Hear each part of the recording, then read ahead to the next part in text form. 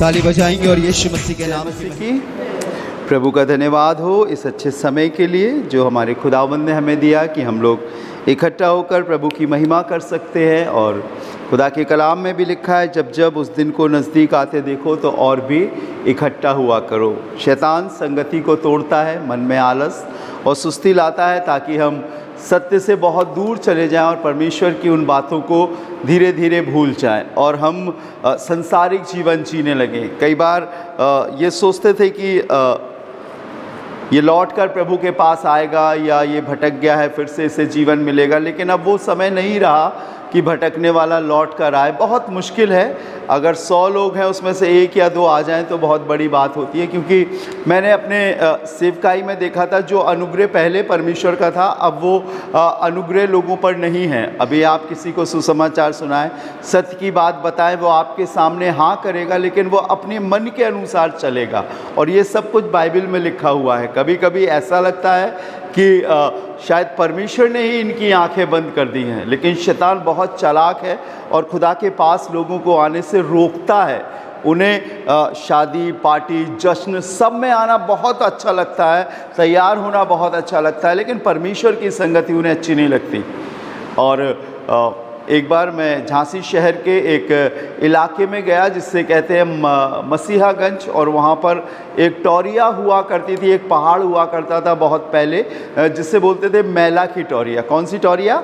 मैला की टोरिया। और जब आप वहाँ पे कभी गए हो तो वहाँ बड़ी बदबू आती, बड़ी स्मेल आती। और जब मैं पहली बार गया तो मेरे को अपनी नाक बांधना पड़ी, मास्क लगाना पड़ा, और मैं बहुत देर वहाँ पर मुझे ऐसा लग रहा था मैं बैठ नहीं पाऊँगा। किसी के लिए प्रेयर करने के लिए गया था, और जब मैं उस घर में गया मैंने उनसे पूछा कि आप लोग कैसे रहते हो इस वातावरण में, क्या आपको बदबू नहीं आती? तो वो मेरे से कहने लगे, भैया हमारी तो आदत हो गई है। वो वहाँ पर बोरिंग करा के वहीं का पानी पीते हैं और उन्हें पता ही नहीं चलता है कि वो बदबू में जी रहे हैं, क्योंकि उनकी आदत हो गई है। उनका ये जिस्मानी शरीर उस बदबू का आदी हो गया है, उस वातावरण गंदे प्रदूषण का आदी हो गया। सो वो रह रहे हैं। चूँकि हम लोग कभी नहीं रहे वैसे माहौल में, वैसी आबो हवा में, तो हमें बड़ा अजीब सा लग रहा था। वैसे ही परमेश्वर के लोगों, जब एक इंसान खुदा की संगति से दूर चला जाता है, धीरे धीरे धीरे जब उसके अंदर संसारिकता आने लगती है, तब उसे सही और गलत की परख नहीं रहती है और वो सिर्फ जीता रहता है। उसे ये नहीं मालूम वो क्या बोल रहा, उसे नहीं मालूम कि उसका जीवन कैसा है, और वो पाप में ही चलता जा रहा, पाप में ही चलता जा रहा, पाप में ही चलता जा रहा। और मालूम है बार बार मौका मिलने के बाद भी फिर परमेश्वर अपने मुंह को फेर लेता है और छोड़ देता है। परमेश्वर का वचन बताता है उनकी मन की मानसिकता पर परमेश्वर उन्हें छोड़ देता है, और फिर भी वो नहीं संभलते हैं। उनके सेवक जाते हैं, उन्हें बताते हैं, सतर्क करते हैं, नहीं संभलते, फिर उनको सिर्फ नाश होने के लिए छोड़ दिया जाता है। लेकिन प्रभु हमें लेकर आया, हमें मालूम है ये अंतिम समय है। आप पुराने लोग हो, प्रभु पर विश्वास करने वाले लोग हो, आप प्रभु को जानते हो। आइए थोड़ा सा खुदा के कलाम से देखें ताकि हम और गहरी बातों को समझने पाएं। मेरे संग एक इबारत निकालिएगा, यशाया उसका 5वां अध्याय और उसका 13वां पद। यशाया उसका 5वां अध्याय और उसका 13वां पद। कोई भी मेरे लिए पढ़ सकता है।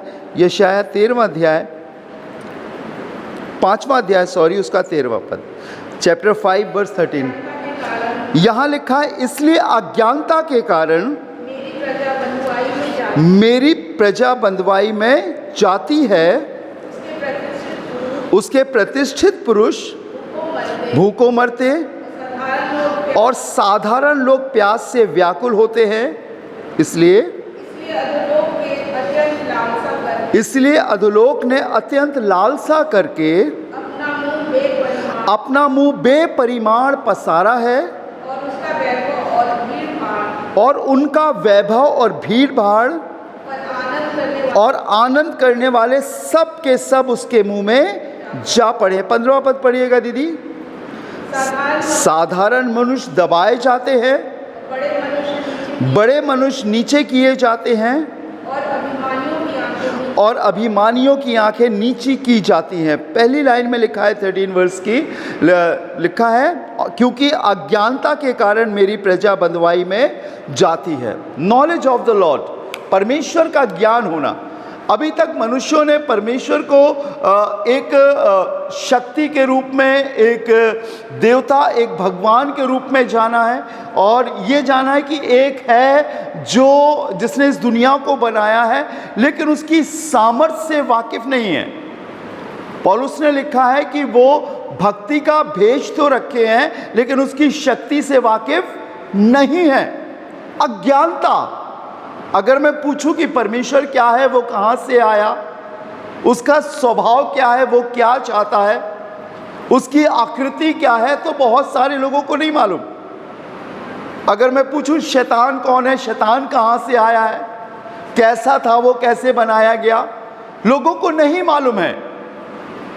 जब लोगों से बात की जाती है उद्धार कैसे मिलेगा, नजात कैसे मिलेगी, रास्ता क्या है, कैसे चलना है, नहीं मालूम है। लोग सिर्फ उन परंपराई और सिखाई हुई बातों के अनुसार चल रहे हैं, और इसीलिए बाइबल बताती है, क्या लिखा है, इसलिए अज्ञानता के कारण मेरी प्रजा, बाहर वालों के लिए नहीं है ये परमेश्वर के भवन से जुड़े हुए लोगों के लिए है, जो बाइबल पढ़ते हैं, जो अपनी जिम्मेदारी से अपनी दहेकी देते हैं, परमेश्वर के भवन के प्रति जिम्मेदार हैं, लेकिन उसके बाद भी उन्हें वो नॉलेज नहीं है कि हमें इस समय में कैसे जीवन जीना है। और वो नॉलेज जब तक हमें नहीं होगी, वो ज्ञान जब तक हमें नहीं होगा, हम सही रास्ते पर नहीं चलेंगे। एक टीचर, एक शिक्षक एक बच्चे को सिखाती है, बेटा 1 ऐसे लिखते हैं, 2 ऐसे लिखते हैं, 3 ऐसे लिखते हैं, और पूरा लिखते लिखते वो 100 तक उन्हें बताती है। लेकिन जब बच्चा स्टार्ट करता है तो उसे नहीं मालूम होता है कौन सा वर्ड ऊपर है, कौन सा वर्ड नीचे है। तब उन्हें पेंसिल दी जाती है वर्ड के ऊपर चलाने के लिए कि ये 1 है, ये 2 है, ये 3 है। परमेश्वर के लोगों, हम बहुत कुछ प्राप्त करना चाहते हैं। हम एक सुखमय, शांतिमय, आनंदमय और शिफा से भरा जीवन जीना चाहते हैं, लेकिन हमें नॉलेज नहीं है, हमें ज्ञान नहीं है कि हम उसे कैसे हासिल करें। बाइबल में लिखा है, पढ़िए, रोमियो की पत्री 1 अध्याय उसका 23वां पद पढ़िएगा। देखिए क्या लिखा है, रोमन्स चैप्टर 1, रोमियो की पत्री 1 अध्याय और उसका 21वां पद पढ़िए। मिल गया आपको? परमेश्वर को जानने पर जी, क्या लिखा है, इस कारण कि परमेश्वर को जानने पर भी उन्होंने परमेश्वर के योग्य बढ़ाई। योग्य बढ़ाई का मतलब क्या होता है कि वो हमें नॉलेज होना चाहिए कि प्रभु क्या चाहते हैं। मान लीजिए मैं आपके घर में आया, आप बड़े खुश हुए, भैया मेरे घर में आए, मेरे लिए प्रार्थना करेंगे, हमारे घर के लिए, हमारे परिवार के लिए प्रार्थना करेंगे। बड़े दिन के बाद आए भैया, आप बहुत सालों से बोलते थे, आपको बड़ी खुशी हुई, और आप मैंने आपके घर में आते ही मैंने आपसे बोला, दीदी थोड़ा सा पानी पिलाना, भैया थोड़ा सा पानी पिलाना, और आप इतने खुश हो गए कि पानी नहीं, मैं कोल्ड ड्रिंक पिलाऊंगी, कोल्ड ड्रिंक नहीं, मैं स्नैक्स भी खिलाऊंगी। सिंपल सी बात है, भैया ने क्या मांगा? पानी, और हमें क्या पिलाना है? बोलिए, पानी। लेकिन हम इतने एक्साइटेड हो गए कि नहीं, हम भैया को ये पिलाएंगे, प्रभु के दास आए। नहीं, खुदावंद के लोगों, परमेश्वर की आज्ञाएं बिल्कुल सीधी और सरल है। हम कुछ ओवर एक्साइटेड होकर कुछ और करना चाहते हैं, नहीं, उसे वो नहीं चाहिए जो मनुष्य देना चाहता, उसे वो चाहिए जो वो आपसे चाहता है। हालेलुया, समझ रहे ना? यहां पर क्या लिखा है, इस कारण परमेश्वर को जानने पर भी उन्होंने परमेश्वर के योग्य बढ़ाई और धन्यवाद नहीं किया। सब कुछ कर रहे हैं, सब कुछ कर रहे हैं, लेकिन जो प्रभु को भाता है वो नहीं कर रहे हैं। बाइबल में लिखा है, परमेश्वर की इच्छा को अनुभव से जानकर, भली भांति जानकर उसकी इच्छा पूरी करो। और शैतान कई बार हमें ऐसे आसानी से बरगला देता है कि हम सत्य के मार्ग से भटककर असत्य में चलते हैं, और हम वैसे ही जीवन जीते हैं जैसे मैला की टोरिया वाले जी रहे हैं, कि हमें पता ही नहीं पड़ रहा कि हम सही कर रहे हैं या गलत कर रहे हैं। देखिए दीदी, आगे पढ़िए, क्या लिखा है, बढ़ाई और धन्यवाद ना किया, परंतु व्यर्थ विचार करने लगे, अंधेरा हो गया। लिखा है बाइबल में, क्या करने लगे? व्यर्थ विचार। 11वें नबी की किताब बताती है, यदि हम खुदावंद यीशु मसीह में नहीं हैं, अगर हम पवित्र आत्मा के चलाए हुए नहीं चलते हैं, तो हमारे मन को शैतान चलाता है। और यिर्मयाह नबी की किताब में लिखा है मन में एक असाध्य रोग लगा है। अगर पहले कुरिन्थियों की किताब पढ़े तो लिखा है परमेश्वर मन की मतियों को जानने वाला है। वो काम जो हम शरीर से करते हैं सिर्फ उनका न्याय नहीं होगा, लेकिन जो हम अपने मन से भी सोचते हैं उन बातों का भी वो न्याय करेगा। व्यर्थ विचार करने लगे और लिखा उनका निर्बुद्धि मन क्या हो गया, अंधेरा हो गया। 22वां पद, वे अपने आप को बुद्धिमान जानकर लिखा है अपने आप को बुद्धिमान जताकर मूर्ख बन गए। आगे,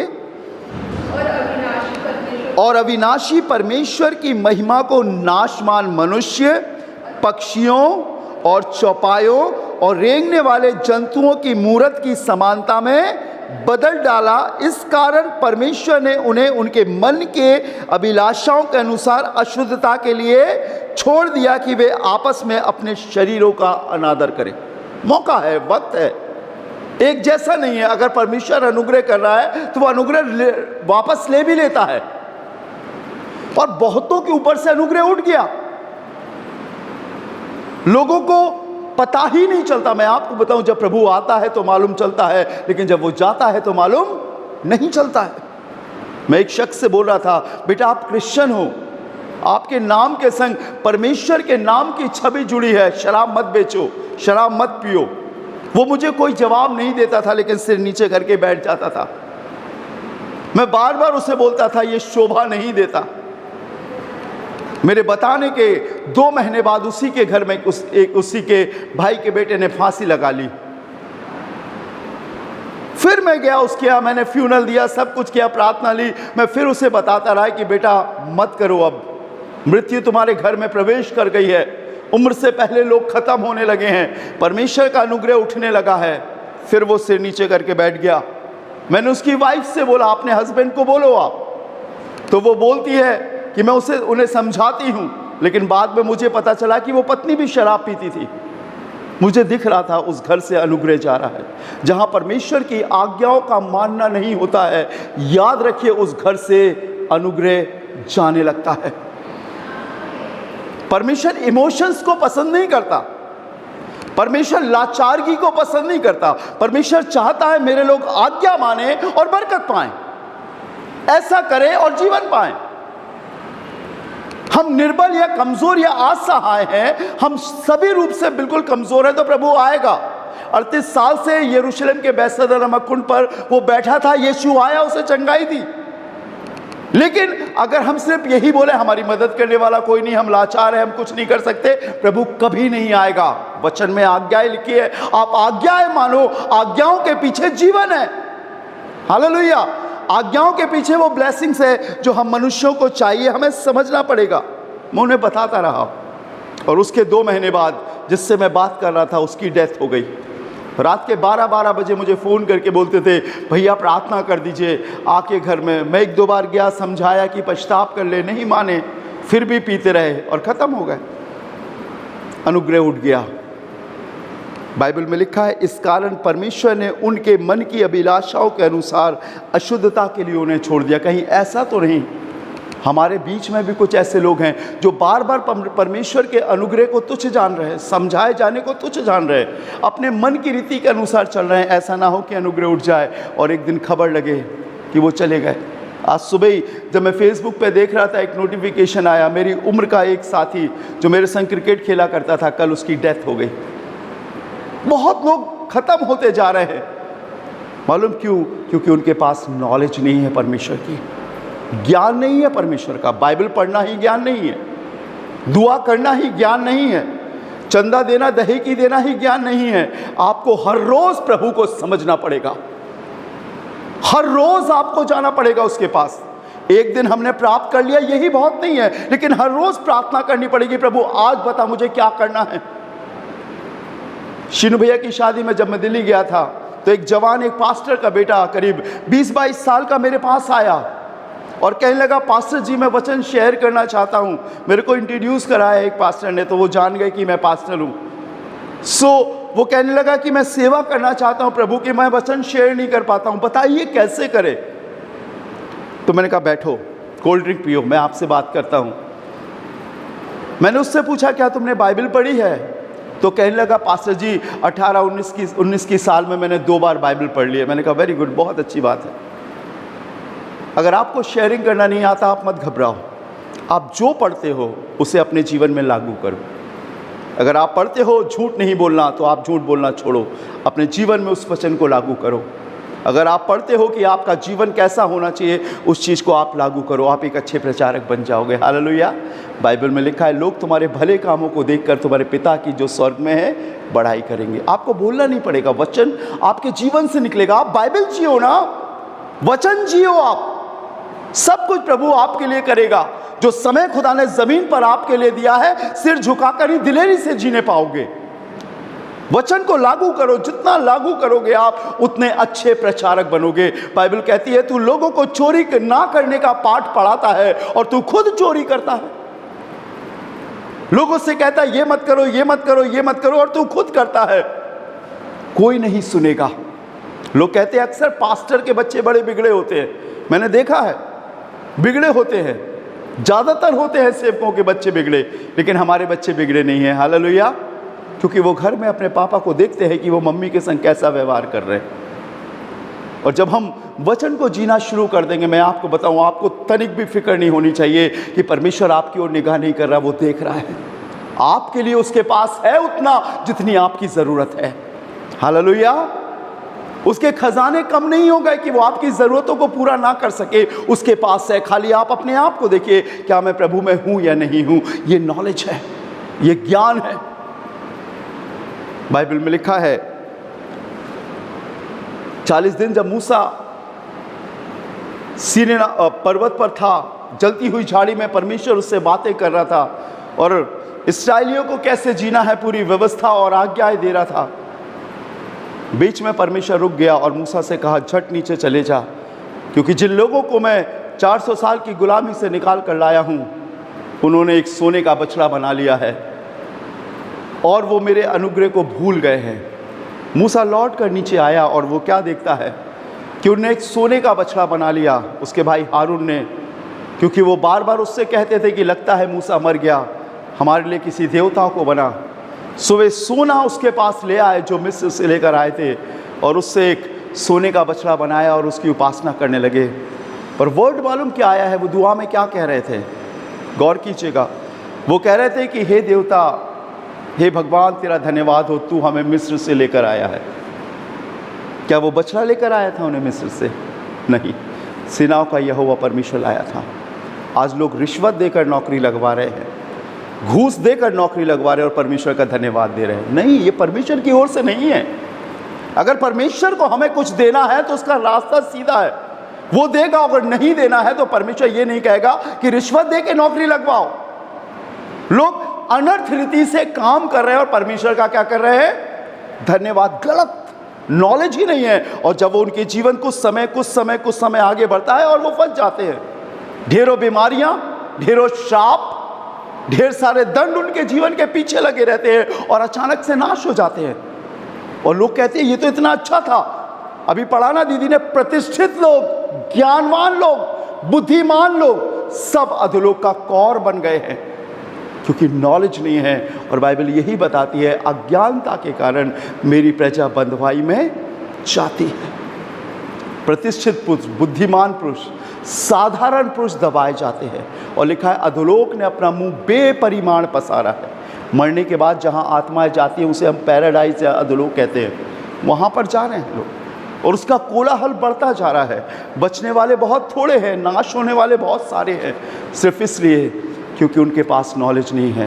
होशे ने कहा आओ हम ज्ञान ढूंढें, वरन परमेश्वर को प्राप्त करने वाला ज्ञान ढूंढें। दुआ कीजिए, हर रोज़ आपके लिए उसके पास नया है।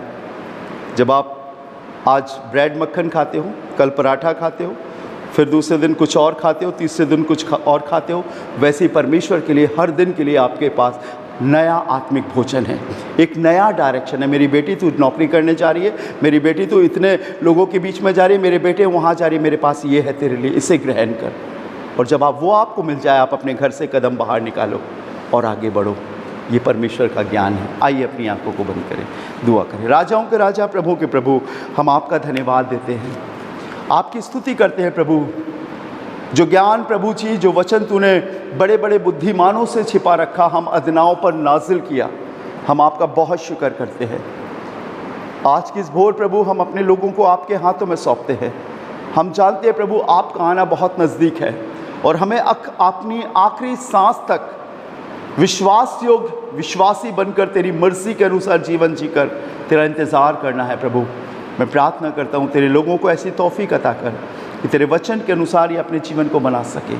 खुदावंद मेरी प्रार्थना है आपसे, तेरा दया का हाथ इनके जीवन पर रहे प्रभु जी, और वो बातें खुदावंद जो ज़माने में नहीं है, लोग नहीं जानते प्रभु, अपने लोगों पर प्रकट कर।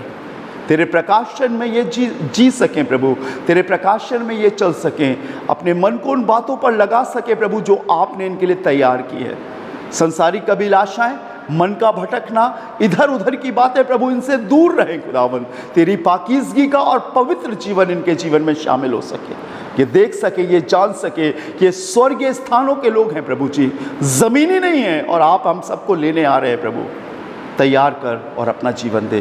मैं फिर आज की सुबह प्रभु अपने हॉस्पिटल के लिए, अपने लोगों के लिए, स्टाफ के लिए प्रभु जी, हर उस मेहनतकश इंसान के लिए प्रार्थना करता हूँ प्रभु जिसका योगदान यहाँ पर है। प्रभु मैं जानता हूँ ये कठिन समय है, बहुत कुछ चीज़ें ठीक नहीं हो रही हैं, लेकिन प्रभु जो आपने जीवन दिया है हम सबको उसे पूरा बाखूबी ईमानदारी से निभाने की ताकत दे प्रभु। जो काम इनके कांधों पर है प्रभु उन्हें ये पूरी वफादारी से आगे कर सके, बढ़ सके प्रभु। जो प्रॉब्लम्स है खुदा उसे हल कर, रास्ते निकाल प्रभु जी। मैं प्रार्थना करता हूँ फिर एक बार हर एक शख्स के लिए, डॉक्टर के लिए, कर्मचारियों के लिए प्रभु जी, स्टूडेंट टीचर्स के लिए प्रभु जी, उन प्लानिंग्स के लिए जो चल रही हैं, भैया के लिए, दीदी के लिए, शीनू भैया के लिए, एनसी मैम के लिए प्रभु जी, हर एक उन लोगों के लिए प्रभु जिनके कांधों पर इस हॉस्पिटल को आगे बढ़ाने की जिम्मेदारी है प्रभु, अपनी ताकत दे, अपनी बरकत दे प्रभु। आप सब कुछ करने वाले दायमी खुदा हैं, इसलिए मैं चाहता हूँ मेरे इस हॉस्पिटल पर तेरा अनुग्रहकारी हाथ बना रहे। सब कुछ आपके हाथों में सौंपते हैं। आज के दिन प्रभु प्रत्येक की अगुवाई कर। इस प्रार्थना को धन्यवाद के साथ अपने जीवित उद्धारकर्ता खुदावंद यीशु के नाम से मांगते हैं, आमीन। और अब हमारे खुदावंद यीशु मसीह का फजल, खुदा बाप की मोहब्बत और पाक रूह की रिफाकत और शराकत हमें से हर एक के संग, हमारे सभी लोगों के संग अब से लेकर यीशु मसीह के आने समय तक होती रहे, आमीन। Praise the Lord. प्रभु आपको बहुत आशीष दे। May God bless.